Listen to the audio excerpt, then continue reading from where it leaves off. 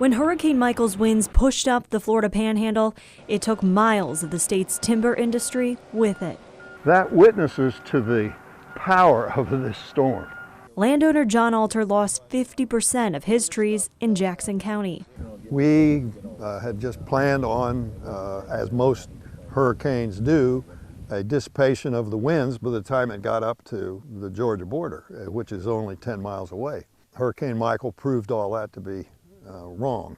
These trees in Malone, there are some of them like these in here that are just leaning or bent, are just a sliver of the 2.8 million acres damaged by the storm.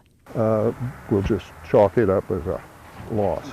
This area that Michael hit was what we call our bigger timber in Florida, older. Jim Carls leads the state's forestry industry. He says right now there's 72 million tons of wood on the ground. Carell says 1.4 million acres of trees suffered severe damage, meaning 75 to 95% of those trees were destroyed. And landowners like Alters are having to spend nearly $1,000 per acre to clear the debris. Because of the supply and demand situation and the glut that the mills are being faced with right now, we're probably getting a third to a half of the real value of the wood.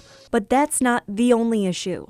See, this is getting dry, and all these brown needles are going to fall down eventually. There's an increased wildfire threat, and what can be salvaged? Some of the trees, when they're snapped, have an effect called ring shock. Is often damaged. So the mills also have to be concerned about trying to handle that damaged wood, because once they start to cut it, there's, if you will, there's a tension within those concentric rings that go up into the trunk. But the setback to tree farmers has been a boom for loggers. They've been working almost non-stop since October. He's the Paul Bunyan of timber in the southeast. Playing their part to allow the Panhandle to see the forest for the trees. Reporting in Jackson County, Jennifer Holton, Fox 13 News.